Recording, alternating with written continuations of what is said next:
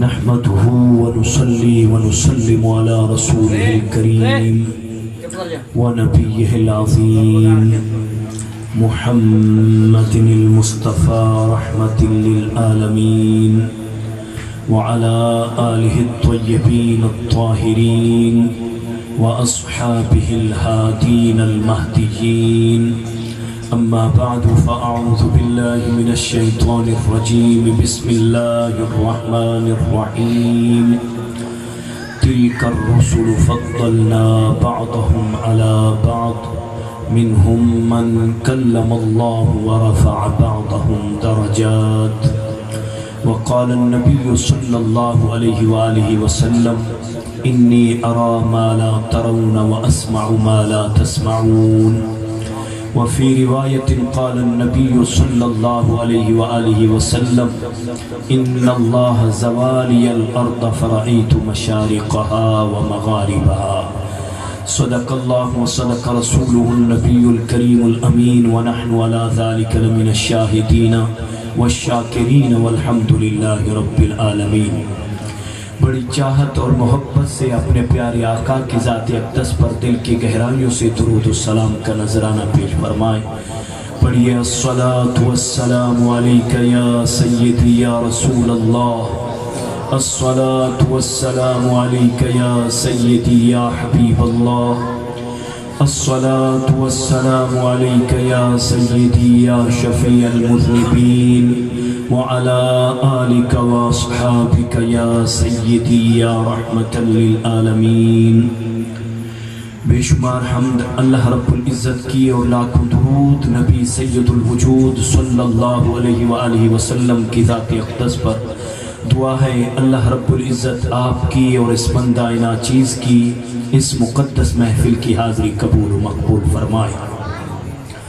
نہایت ہی واجب القدر والاحترام صاحبزادہ والا شان پیر طریقت رہبر شریعت حضرت قبلہ سید سرفراز حسین شاہ صاحب دامت برکاتہم العالیہ اور بانی محفل عزت مآب محترم قبلہ سید شمشاد حسین شاہ صاحب دامت برکاتہم العالیہ اور تمام عاشقان مصطفیٰ.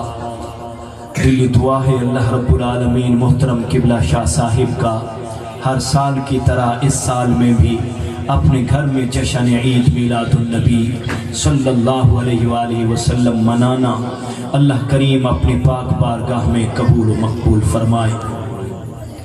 بہت ہی حسین محفل، بہت ہی خوبصورت محفل، بہت ہی شاندار محفل جس میں ہم موجود ہیں کیونکہ یہ ذکر مصطفیٰ کی محفل ہے، یہ ذکر رسول کی محفل ہے. تو میں یہ چاہتا ہوں کہ اس مبارک محفل میں سرکار مدینہ صلی اللہ علیہ وسلم کی شان و عظمت، اپنے آقا کے فضائل اور اپنے نبی کی شان آپ کے سامنے بیان کروں. میرے بھائیوں، آپ محبت کے ساتھ، جذبے کے ساتھ اور چاہت کے ساتھ اپنے محبوب کریم صلی اللہ علیہ وآلہ وسلم کی شان و عظمت کو سماعت کرو.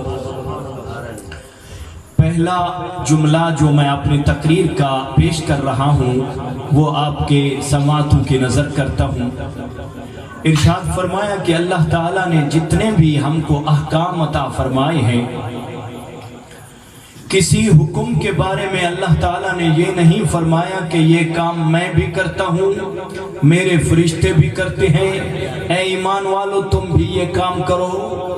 مثلا اللہ تعالیٰ نے ہمیں نماز کا حکم دیا ہے لیکن یہ نہیں فرمایا کہ لوگوں میں بھی نماز پڑھتا ہوں، فرشتے بھی نماز پڑھتے ہیں لہٰذا تم بھی نماز پڑھا کرو.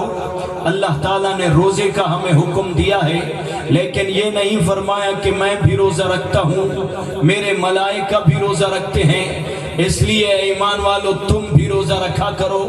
اللہ تعالیٰ نے ہمیں حج کرنے کا حکم دیا، حج کرنے کا اللہ رب العالمین نے ہمیں حکم دیا لیکن یہ نہیں فرمایا کہ میں بھی حج کرتا ہوں اور میرے فرشتے بھی حج کرتے ہیں. اے مسلمانوں تم بھی حج کرو۔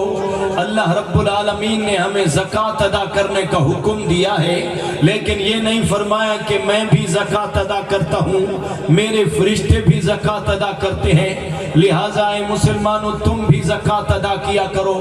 نبی پاک کے غلاموں، ہر حکم اللہ کریم نے دیا جو ہمارے اوپر فرض ہے، لیکن یہ نہیں فرمایا کہ یہ کام میں بھی کرتا ہوں، میرے فرشتے بھی کرتے ہیں، لہٰذا اے مسلمانوں تم بھی کرو۔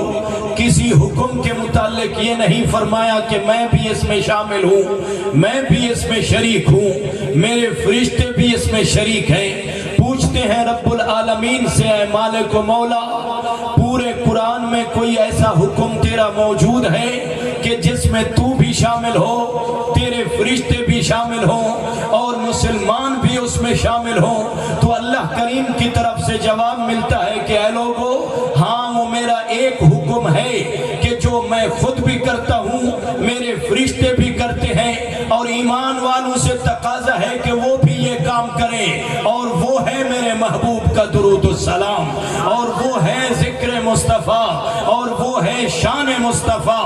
اللہ کریم قرآن کریم کے اندر ارشاد فرماتا ہے، ان اللہ وملائکتہ یصلون علی النبی یا ایھا الذین آمنوا صلوا علیہ وسلموا تسلیما، کہ بے شک اللہ تعالی اور نبی صلی اللہ علیہ وآلہ وسلم اور اس کے ملائکہ نبی صلی اللہ علیہ وآلہ وسلم پر درود بھیجتے ہیں۔ یا ایھا الذین آمنوا صلوا علیہ وسلموا تسلیما، اے ایمان والو تم بھی نبی اکرم صلی اللہ علیہ وسلم کی ذات پر درود بھیجو اور آپ کی ذات پہ سلام بھیجو۔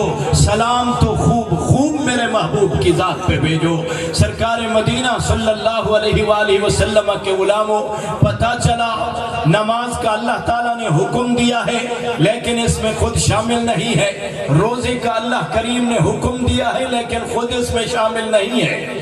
نعرہ تکبیر، نعرہ رسالہ۔ اہل سنت فاضل ذیشان حضرت علامہ مولانا مفتی محمد عمران شامی صاحب اعلی اللہ مقامہ وحفظہ اللہ تعالی، ہم ان کو اس مبارک محفل میں آنے پر خوش آمدید کہتے ہیں کہ ان کے آنے سے الحمدللہ ہماری محفل میں یقیناً ذوق میں اضافہ ہوا، اور ان کی جلوہ گری سے اس محفل میں رونق ہوئی۔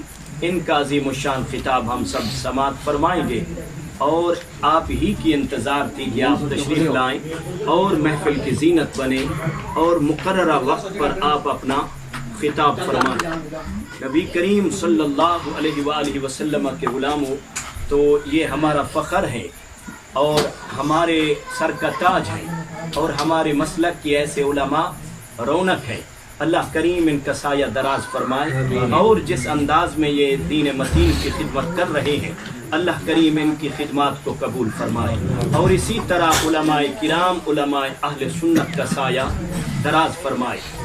یہ میں اپنی جو نوکری دے رہا تھا میں اس کو اسٹارٹ کرنا چاہتا ہوں، میں اپنے بیان کو جاری رکھنا چاہتا ہوں، اور میں بہت جلد یہ مائک حضرت صاحب کے حوالے کر دوں گا۔ یہ اچھا موقع ہے کہ حضرت صاحب تشریف لائے اور مجھے بھی ان کے سامنے کچھ لب کشائی کا موقع مل رہا ہے۔ مفصل خطاب اور تفصیلی خطاب اللہ تعالیٰ ان کی عمر دراز فرمائے، تفصیلی خطاب ہم ان کا سنتے ہیں۔ آئیے میں اپنی بات وہاں سے شروع کرتا ہوں جہاں سے میں نے چھوڑی تھی۔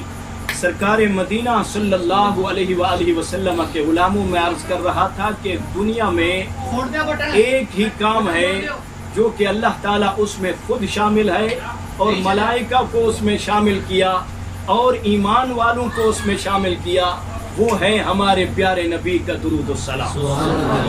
اللہ کریم اس کام میں خود شامل ہوا ہے، لیکن یہاں پر بڑا عظیم الشان نکتہ علماء کرام نے بیان کیا۔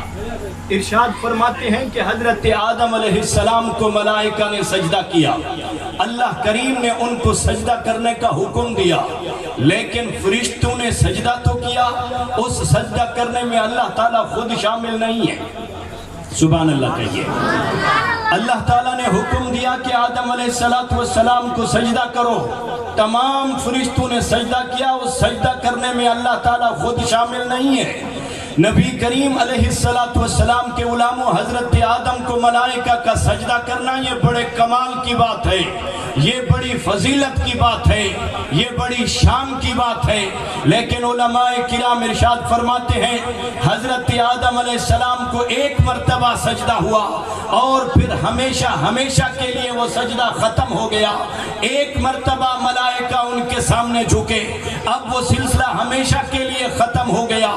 لیکن قربان جاؤں یہ میرے محبوب کا درود السلام ہے جو اللہ کریم ہمیشہ سے پڑھ رہا ہے اور ہمیشہ تک پڑھتا رہے گا۔ ملائکہ میرے محبوب پہ درود شریف پڑھ رہے ہیں، پڑھتے رہتے ہیں اور پڑھتے رہیں گے۔ اور ایمان والوں سے اللہ کریم نے تقاضا کیا، اے ایمان والو تم بھی اس وظیفے میں شامل ہو جاؤ۔ سرکار مدینہ صلی اللہ علیہ وآلہ وسلم کے غلاموں، اس میں ایک عظیم نکتہ یہ بھی بیان کیا علماء کرام نے، ارشاد فرمایا اللہ تعالیٰ نبی کریم علیہ السلام پر درود بھیجتا ہے۔ اس میں لطیف نکتہ یہ ہے، اشارہ اس طرف ہے کہ اے لوگو ایک دن نماز پڑھنے والے ختم ہو جائیں گے، روزہ رکھنے والے ختم ہو جائیں گے، زکوٰۃ دینے والے ختم ہو جائیں گے، حج کرنے والے ختم ہو جائیں گے، کیونکہ اللہ تعالیٰ نے ارشاد فرمایا ہے کل من علیہا فان ویبقى وجہ ربک ذو الجلال والاکرام۔ ارشاد فرمایا ہر چیز فنا ہو جائے گی، باقی رہے گی تو اللہ کریم کی ذات باقی رہے گی۔ ایک اور مقام پر اللہ کریم نے فرمایا کل شیء ہالک الا وجہ، ارشاد فرما ہر چیز ہلاک ہو جائے گی لیکن وجہ ذات باری تعالی باقی رہے گی۔ نبی پاک کے غلاموں پتہ چلا جب دنیا بھی ختم ہو جائے گی، دنیا والے بھی ختم ہو جائیں گے، اللہ اللہ کرنے والے بھی ختم ہو جائیں گے، نماز روزہ کرنے والے بھی ختم ہو جائیں گے، لیکن اس موقع پر ذکر مصطفیٰ بلند کرنے والی اللہ کی ذات باقی رہے گی۔ میرے محبوب کی عظمت کے ڈنگے قیامت تک بجتے رہیں گے، نبی پاک کا ذکر ہمیشہ جاری و ساری رہے گا۔ سرکار مدینہ صلی اللہ علیہ وآلہ وسلم کی عظمتوں کا پرچار اسی طرح ہوتا رہے گا۔ سرکار مدینہ صلی اللہ علیہ وآلہ وسلم کے غلاموں، اللہ کریم نبی پاک علیہ السلام کی ذات اقدس پہ درود شریف بھیجتا ہے۔ وہ کس انداز میں بھیجتا ہے، کس طریقے سے بھیجتا ہے؟ نبی کریم علیہ السلام کے غلاموں، کتاب التفسیر بخاری شریف کے اندر موجود ہے۔ حضرت ابو العالیہ اس کی تفسیر میں ارشاد فرماتے ہیں کہ اللہ تعالیٰ درود بھیجتا ہے تو کس انداز میں بھیجتا ہے؟ نبی پاک کے غلاموں اللہ کریم فرشتوں کو جمع کرتا ہے۔ جب ملائکہ اللہ کے حضور حاضر ہو جاتے ہیں تو اللہ کریم کیا کرتا ہے؟ میرے آقا کے غلاموں ان اللہ وملائکتہ یصلون علی النبی کی تفسیر میں حضرت ابو العالیہ فرماتے ہیں ثناؤہ عند الملائکہ، اللہ کریم کا درود یہ ہے کہ اللہ تعالیٰ فرشتوں کے سامنے عظمت مصطفیٰ کو بیان کرتا ہے، اللہ تعالیٰ ملائکہ کے سامنے شان مصطفیٰ کو بیان کرتا ہے، میرے آقا کے فضائل اللہ تعالیٰ بیان کرتا ہے اور نبی پاک علیہ السلام کی عزتوں کو بیان کرتا ہے اور فرماتا ہے ملائکہ دیکھو میں نے اپنے محبوب کو کتنی شان عطا فرمائی ہے، کتنی رتبہ عطا فرمایا ہے۔ نبی پاک کے غلاموں میں نے پڑھا آیت کریمہ پڑھی تلک الرسل فضلنا بعضهم علی بعض، اللہ کریم ارشاد فرماتا ہے یہ رسول ہے کہ ان میں ہم نے بعض کو بعض پر فضیلت عطا فرمائی۔ سبحان اللہ کہیے میرے بھائیو تمام دوست، آپ کو انشاءاللہ مزہ آئے گا۔ یہ ذکر رسول کی محفل ہے، جم کر بیٹھیے۔ نبی کریم علیہ السلام کے غلاموں ارشاد فرمایا یہ رسول ہے، ان کو ہم نے بعض کو بعض پر فضیلت عطا فرمائی ہے۔